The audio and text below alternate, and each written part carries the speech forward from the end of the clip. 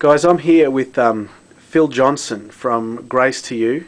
Phil runs the Spurgeon Archive online. He knows more about Charles Spurgeon than just about anyone else. He also edits Dr. John MacArthur's books and is one of the main preachers at the Grace Community Church up here in California. Phil, I just wanted to ask you a question regarding your visits to England. You're quite well known for your visits to England and preaching in Spurgeon's old church. You preached on N.T. Wright and his new perspective on Paul. Is there anything you'd like to say about that? Because N.T. Wright has been a hot topic of discussion among us in Denmark.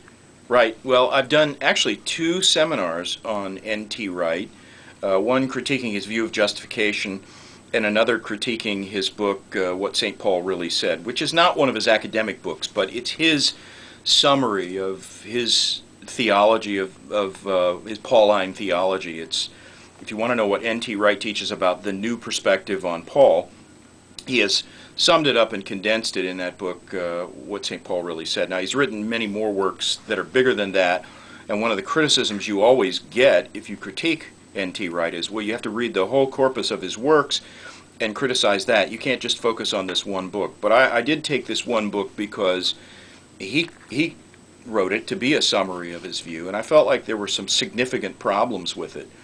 And just to sum it up, because we don't really have an hour to go through it, both of those seminars, by the way, transcripts and I think recordings, are available on the web. You just do a search for my name and my critique of N.T. Wright, and I think you'll find them on Google, the transcripts at the very least. But to boil it down to one point, my major concern about N.T. Wright is I think he seriously muddies the doctrine of justification by faith, which is the very heart of the gospel. He says it's not the heart of the gospel. He says justification by faith is a ecumenical doctrine, and that the gospel is really a different message simply about the lordship and the victory of Christ. Of course, the gospel does declare the victory of Christ over sin and his lordship, but the gospel, the good news of the gospel, is about how sinners can be right with God.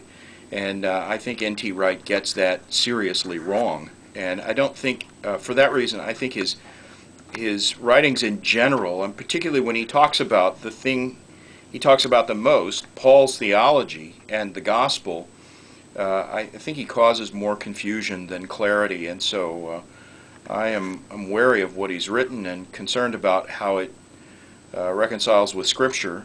And basically my argument is this. N.T. Wright says you can't understand Paul correctly unless you study other extra-biblical sources about first-century Judaism and understand what it was Paul was up against.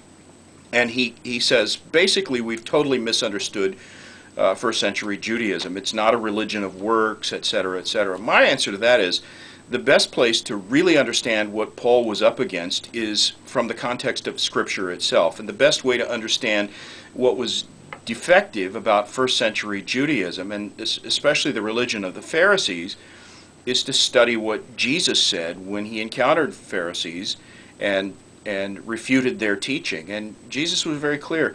The problem with it is it was a religion of works, that in the words of Paul himself from Romans 10, the problem was they were going about trying to establish their own righteousness rather than depending on the righteousness of God.